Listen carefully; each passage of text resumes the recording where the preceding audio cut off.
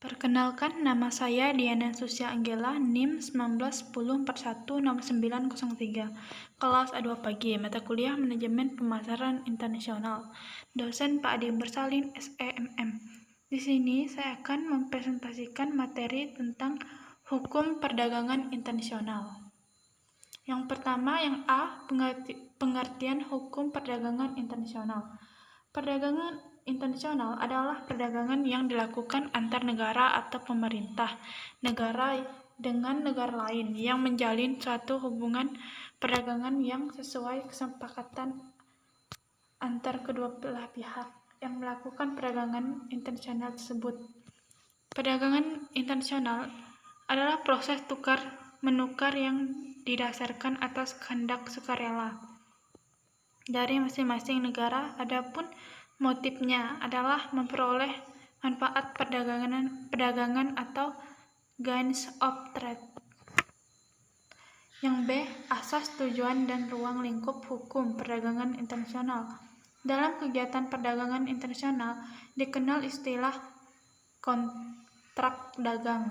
Asas-asas dalam kontrak dagang khususnya untuk melindungi hak dan kewajiban baik penjual maupun pembeli seperti berikut.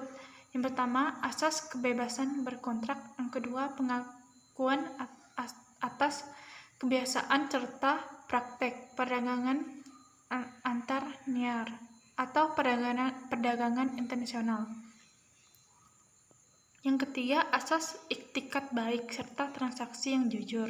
Yang keempat, asas bisa dibatalkan kontrak saat terjadi kesenjangan yang lenar antara hak serta kewajiban pihak-pihak yang ada dalam kontrak. Yang C, tujuan hukum perdagangan internasional. Setiap hukum atau aturan dibuat untuk tujuan tertentu. Aturan ini dibuat dengan tujuan yang pertama, perlindungan kegiatan perdagangan yang menjadi satu-satunya cara membangun ekonomi suatu negara. Yang kedua, mencapai perdagangan internasional yang stabil.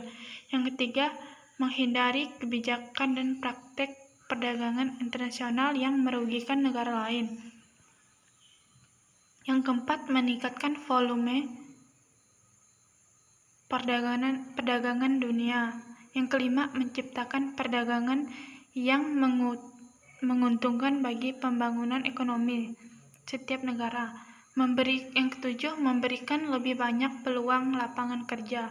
Yang kedelapan, mengembangkan sistem dagang multilateral yang menciptakan kebijakan perdagangan yang adil dan terbuka bagi semua negara. Yang kesembilan, meningkatkan pemanfaatan dalam pemakaian sumber kekayaan dunia sehingga bisa meningkatkan transaksi jual beli. Yang D, ruang lingkup hukum perdagangan internasional.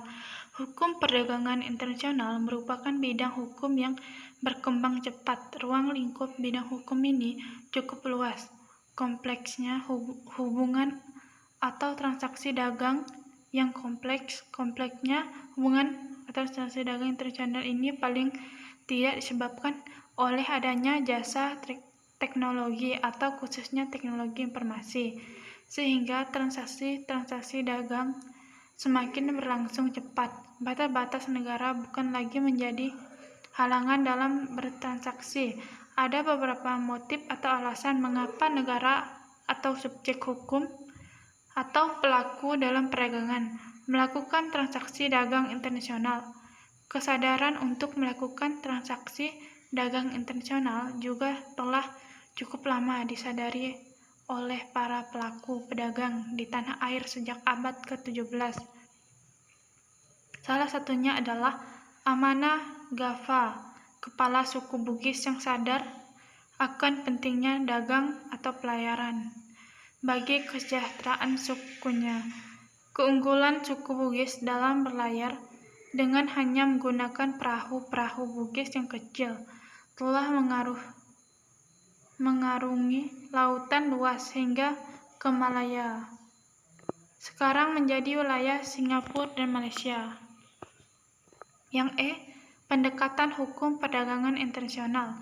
Luasnya bidang cakupan dalam hukum perdagangan internasional membuat cakupan yang dikajikan sulit untuk tidak tumpang tindih dengan bidang-bidang lainnya, misalnya dengan hukum ekonomi internasional, hukum transaksi bisnis internasional, hukum komersial internasional, dan yang lain.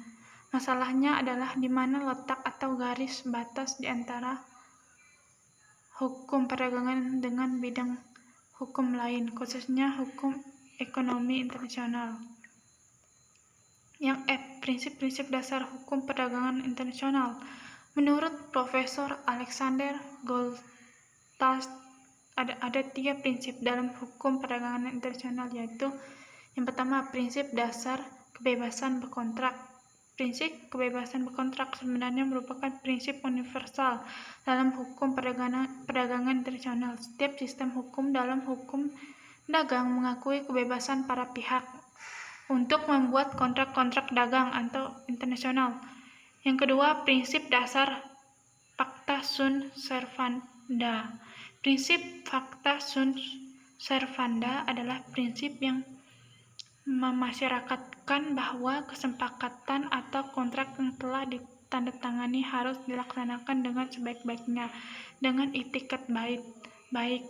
Yang ketiga, prinsip dasar penyelesaian sengketa melalui arbitrase. Arbitrase dalam perdagangan internasional adalah merupakan forum penyelesaian sengketa yang umum digunakan. Klausul arbitrase sudah semakin banyak dicantumkan dalam kontrak dagang. Goldthast menguraikan kelebihan dan alasan mengapa penggunaan arbitrase dijadikan prinsip dasar dalam hukum perdagangan internasional. Yang keempat, prinsip dasar kebebasan komunikasi atau navigasi. Di samping 3 prinsip dasar tersebut, prinsip dasarnya yang relevan dengan prinsip dasar yang dikenal dalam hukum ekonomi internasional, yaitu prinsip kebebasan untuk berkomunikasi dalam pengertian luas, termasuk di dalamnya kebebasan bernavigasi.